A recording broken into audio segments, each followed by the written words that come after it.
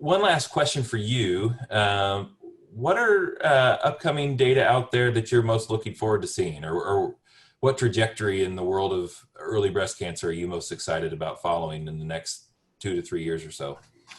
Yeah, I think there's a lot coming out. I think one of the advancements, one of the studies that's going on right now is looking at the role of immunotherapy in breast cancer. So of Mm, course, we now have an approval of atezolizumab for our triple negative patients, our metastatic triple negatives. So I think something that's going to be very interesting coming up here is what is the role of immunotherapy with HER2 positive breast cancer. There are trials ongoing currently with a number of the immunotherapy agents, so we'll see who comes out first with that.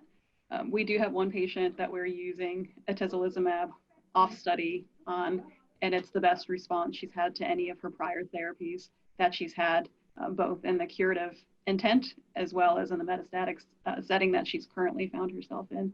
So I think that's one huge area for us that we're looking forward to seeing for sure in the next couple of years. yeah, I'll be absolutely following that very closely. We saw early publications last year with we got atezolizumab approved, some early trials, atezolizumab approved in the metastatic space, triple negative, but some early results in the adjuvant space, and that's going to be an interesting discussion to see that play out. I'll be curious too to see where if there's any more emerging actionable biomarkers that rear their head in the breast cancer space. I just see a tremendous trend throughout the whole oncology landscape where we're having so many potential actionable biomarkers.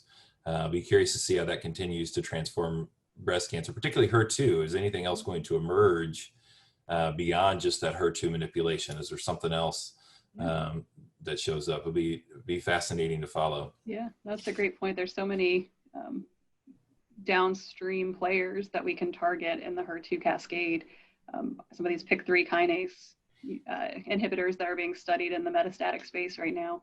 What does that do for our patients in the curative intent? Right. What does it do for metastatic, since we don't know the answer to that yet? And then how does that play into adjuvant, since that seems to be the way of things with this cancer? Everything gets studied in the metastatic setting and trickles on down.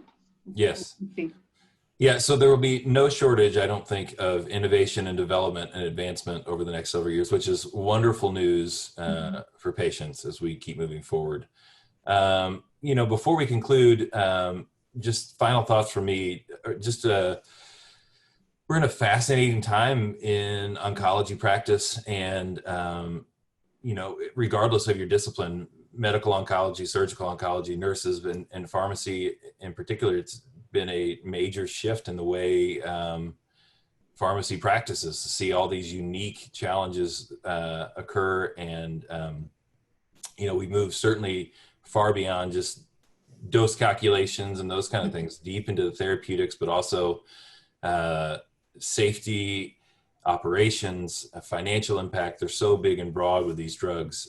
It's an exciting time for pharmacists, and I'm excited to see where we can continue to grow as a profession to, again, keep delivering better and better outcomes for our patients. So, Allison, any final thoughts from you?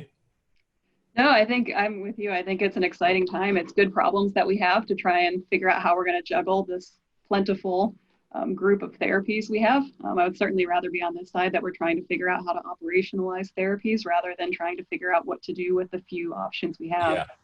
So it's a great time to be in the breast cancer world, and I think there's a lot of excitement out there for all of us across the treatment spectrum. All right.